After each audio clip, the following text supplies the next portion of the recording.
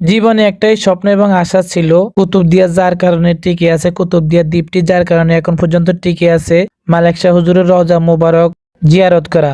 আলহামদুলিল্লাহ, এটা এবার পূর্ণ হলো। কাপ্তাই রাস্তার মাথা থেকে কুতুবদিয়া কিভাবে গেলাম তা থাকছে এই ভিডিওটাতে। তো চট্টগ্রাম থেকে আমাদের গাড়িটি 5:30 ছাড়ার কথা ছিল, সেহেতু আমি বাসা থেকে বের হয়ে একা একা হাঁটতে হাঁটতে চলে আসলাম গাড়ি পর্যন্ত। আমাদের গাড়ি 5:30 ছাড়ার কথা থাকলেও দু একজন মানুষ আসতে দেরি করার কারণে গাড়ির সাথে একটু দেরি হয়ে গেছিল। কাপ্তাই রাস্তার মাথা বাইরের সিগন্যাল থেকে আমাদের বাসটি ছাড়ার 15-20 মিনিট পরে আমরা চলে গেলাম নতুন ব্রিজ। এরপর পরে আমাদের চলন্ত বাসটি কিছুদূর যাওয়ার পরে সবার মনে তো রং রেগে গেল, সবাই ডিস্কো ডান্স শুরু করে দিল, ভান্ডারি গানের তালে তালে সবাই নাচ, উড়াদুরা নাচ।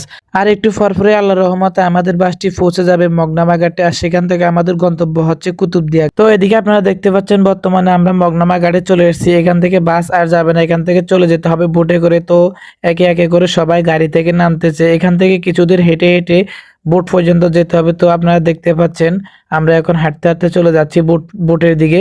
এটা হচ্ছে বোটের ঘাট, যেখান থেকে আমরা সবাই বোটে চড়বো। তো সবাই উপস্থিত হওয়ার জন্য কিছুক্ষণ অপেক্ষা করতেছি।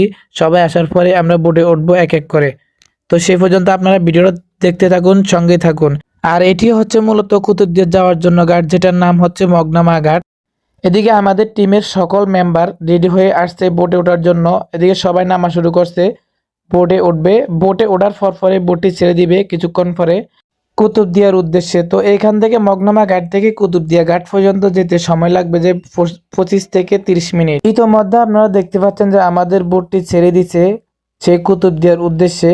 যাই হোক, এই নদীপথের যাত্রাটুকু 25 থেকে 30 মিনিট ছিল, যার মধ্যে এই 25 থেকে 30 মিনিটের মধ্যে নদীর আশেপাশের পরিবেশগুলো দেখলাম, খুবই ভালো লাগলো।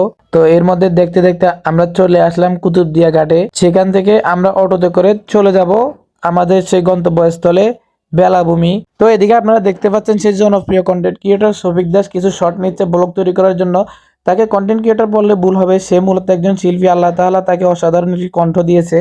যাই হোক, অবশেষে চলে আসলাম কুতুবদিয়াতে। আর এখানে পরিবহন ব্যবস্থা মোটামুটি নিম্নমানের, যেহেতু নিম্নমানের সেহেতু আমরা অটোতে করে চলে যাওয়ার উদ্দেশ্যে রওনা হলাম আমাদের সেই বেলাভূমি গন্তব্যস্থলে। আর কিছুক্ষণ পরে আমরা চলে আসলাম গন্তব্যস্থলে।